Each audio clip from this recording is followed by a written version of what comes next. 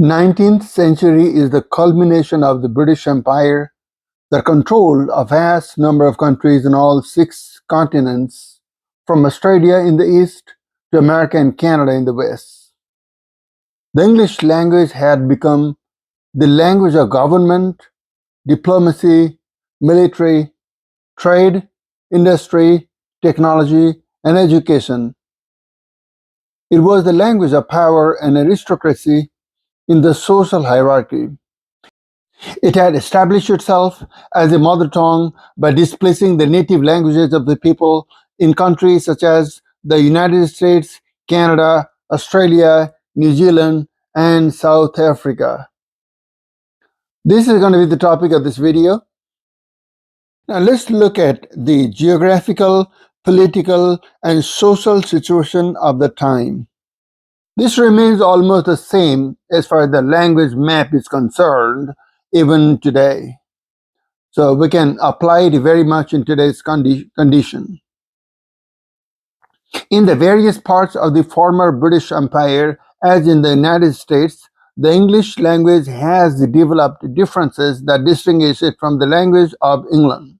In Australia, Africa, South Asia, and Canada, peculiarities of pronunciation and vocabulary have grown up that mark of national and areal differences from the dialect of the mother country and from one another.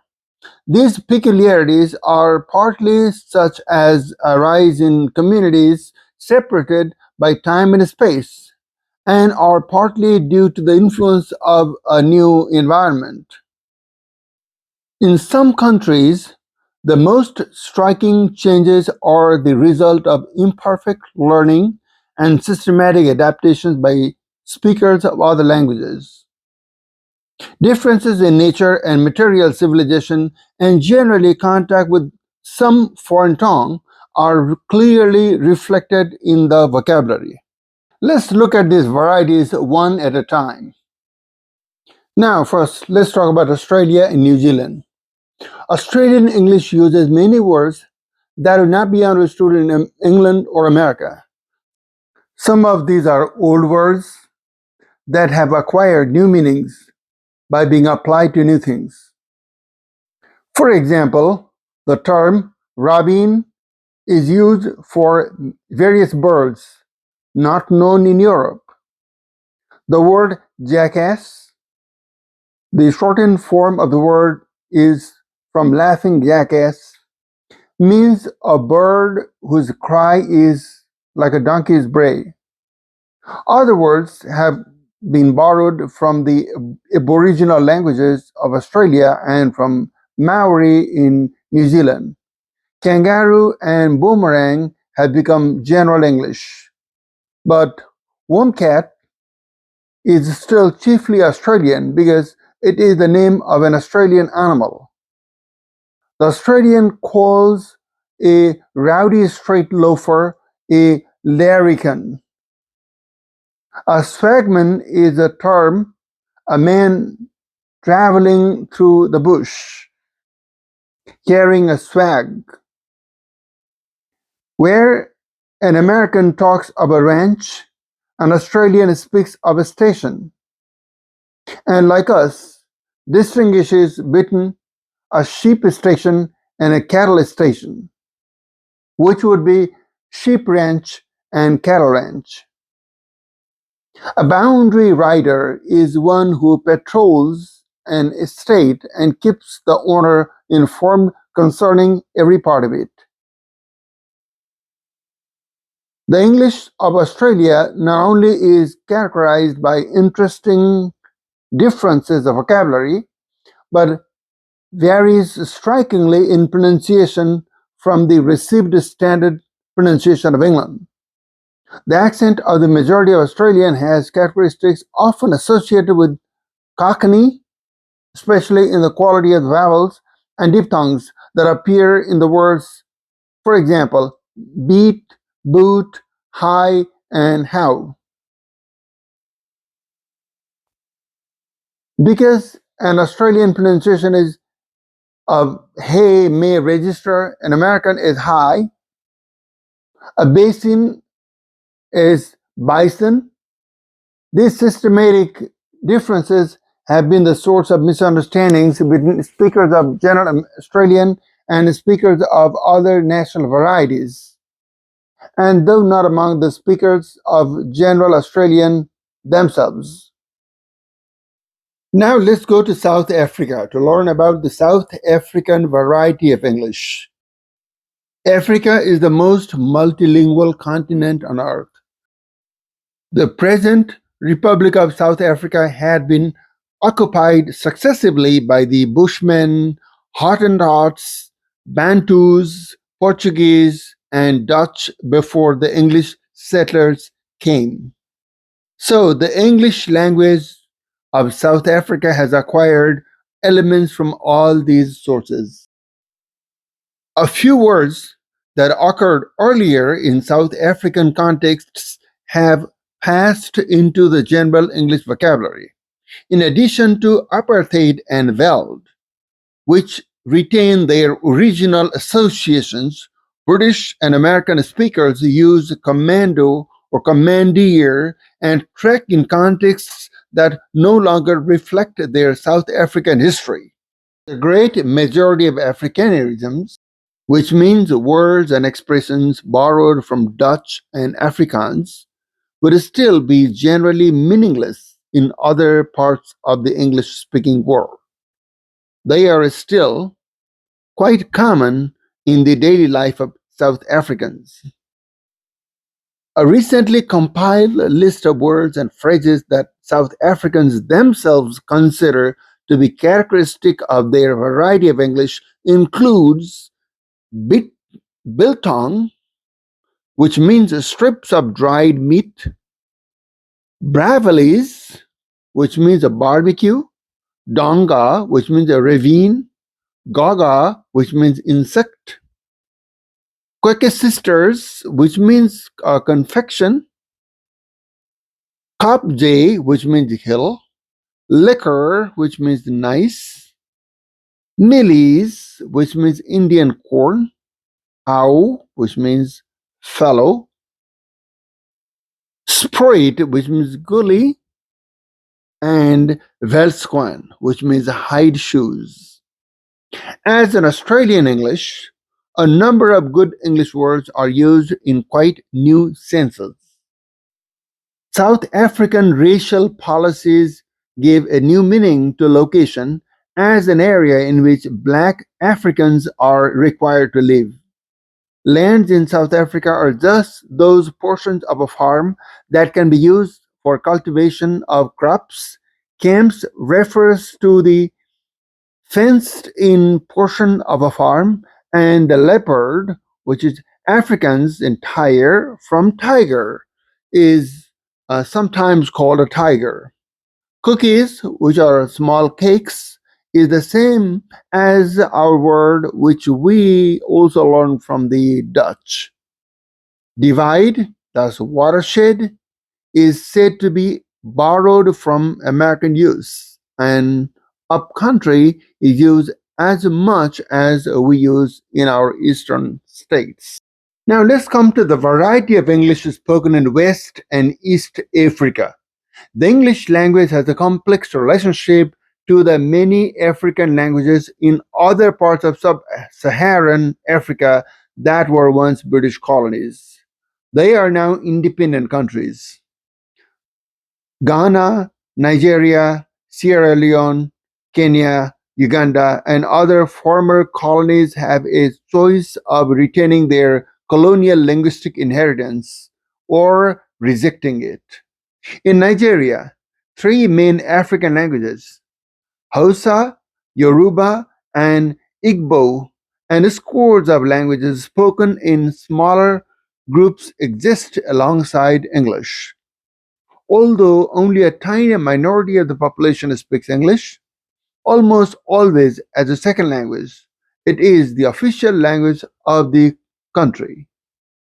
Ethnic jealousies that arise from the selection of one of the African languages and the advantages of English for communication both internally and internationally are sufficient to overcome the reluctance toward using a colonial language. Swahili is the official language of Tanzania, but government business is routinely transacted in English. Some nations have differed, making the choice of an official language and continue to use English simultaneously with one or more of the African languages. Even more complex than the choice of an official language is the question of a standard. Among speakers who speak English as a second language, there will inevitably be a wide range of varieties, from Pidgin at one extreme to a written standard of internationally accepted English at the other. Because many speakers know no English and many know only the patois of the marketplace, West African English is remarkable for its varieties. Interestingly, there is no definite West African standard, so graders of examinations often have difficulty drawing the line between an incorrect answer and a local variant. Such practicalities illustrate the larger philosophical problem of correctness and acceptability in varieties of English that diverge markedly from the international standard English of educated speakers in Great Britain, the United States, Canada, Australia, New Zealand, South Africa, and many speakers of the West African countries. The question of whether a West African standard will emerge, and if so, whether such a standard is desirable and should be taught, evoke a wide range of answers that reflect a bewildering diversity of opinion concerning language and its use. Examples from Nigerian English illustrate the definitions and the distinctions that must be made in describing a regional or national standard. We have seen differences in pronunciation among standard British dialects and even more basic set of differences between British English and American English. It is to be expected that the standard dialects of English throughout the world will vary according to settlement history and the local linguistic influences that are at work. Now, let's talk about South Asia, South Asian English. It's one of the most interesting varieties of English that needs discussion here. It's the English spoken in South Asian countries such as India, Bangladesh, Pakistan, Sri Lanka, Nepal, Burma, and Bhutan. They are similar in many respects to those in Africa, except that a clearly identifiable South Asian variety of English has emerged over the years. The history of this variety of English begins with the colonization of South Asia, especially India, by the British Raj in the 17th century. And even though the British occupation ended in 1945 and India became free, the use of English is ever increasing and expanding in this region. The features of pronunciation, vocabulary, and syntax in Indian English, which the British regarded with condescension during the days of the empire, have in recent years received more appropriately neutral descriptions from linguists. Certain pronunciations result from the systematic influence of the Indian languages. For speakers of the variety of Hindi that does not permit SK or ST, which is the stop consonants, and SP at the beginning of words. English station is regularly pronounced with an initial vowel. For example, school is pronounced as iskool, stool is pronounced as istool, and spoken could be pronounced as ispoken with an E at the beginning of the consonant phonemes. One interesting peculiarity of Indian English, or let's say South Asian English, is the way the retroflex R is pronounced. We know how, because of this, American pronunciation is different from the other varieties of English, including, of course, British. In American pronunciation, the post vocalic R is articulated with a rounded R, whereas in British and Australian pronunciation, it is not articulated, it's left unarticulated. In the case of South Asian English or Indian English, you may find both American influence as well as British influence, but with a noticeable difference in the way R is articulated. Let me try to do some mimicry here of British pronunciation, American pronunciation, and Indian pronunciation. In British English, if I were to say this sentence here, I want to drink some water, then it would be, I want to drink some water. It would be water. Water is post vocalic R left unpronounced, not articulated. In American English, as we know, it would be, I want to drink some water, where post vocalic R is pronounced with a clear rounded R. Indian English follows both uh, versions. You might hear, I want to drink some water, where R is articulated like in the American pronunciation. Or you may find another version of it where you would hear, just like in British English, I want to drink some water, with where you will hear the post vocalic R not pronounced, just like in British pronunciation. Here, also make a note of the pronunciation of other phonemes, consonants, and vowels, which are different than in British and American pronunciation. We will go into details in class. Let's not forget that there are more than 750 languages in India, and in the vast geography of multicultural population, one group of language speakers do not understand the other. So English is used as a lingua franca among people. The English language has been enriched by the borrowings from South Asian languages. Words such as samosa, roti, puliswala, lathi, bungalow, karma, bandana, cheetah, yoga, dacoit, ganja, jungle, khaki, and the list goes on. These words originate in Hindi, but they are now borrowed into English.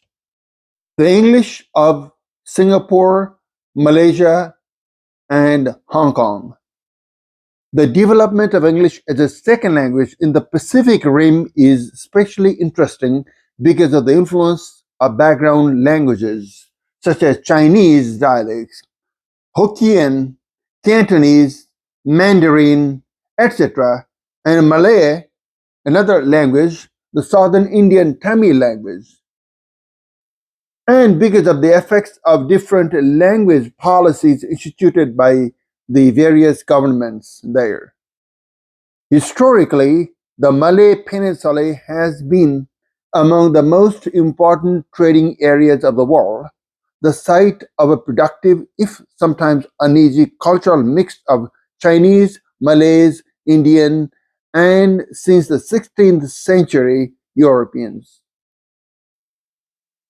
The 19th century and after, the country has prospered in international trade and in its domestic economy. However, key government leaders, including the founder of the independent state, Lee Kuan Yew, have expressed concern over the loss of Asian values and have begun to promote the use of Mandarin. Let me quote here the director of the Confucian Ethics Project team. Quote, English is for getting on in life, for practical use, but for moral behavior, we must learn Chinese, our own language. Thus, Malaysia and Singapore, in their separate ways, illustrate the tensions between the international language and the languages of ethic and cultural identity. Bilingualism and multilingualism will be essential in both countries for years to come. Hong Kong, although more than 1,000 miles across the South China Sea from Singapore, has similarities in the use of English because of its British colonial history. The main differences is in the relatively homogeneous population, which is 97% Chinese. English is much less frequently used for oral communication among Hong Kong's Cantonese speaking Chinese than among the Chinese in Singapore. Thanks for listening to and watching the video. We have thus far covered 5 different varieties of English in brief. We will cover the Caribbean, Canadian, Pidgin, and Creole in our next video. The materials have been borrowed from your textbook, A History of the English Language. Please read the textbook and let me know if you have any questions. You all have a nice day.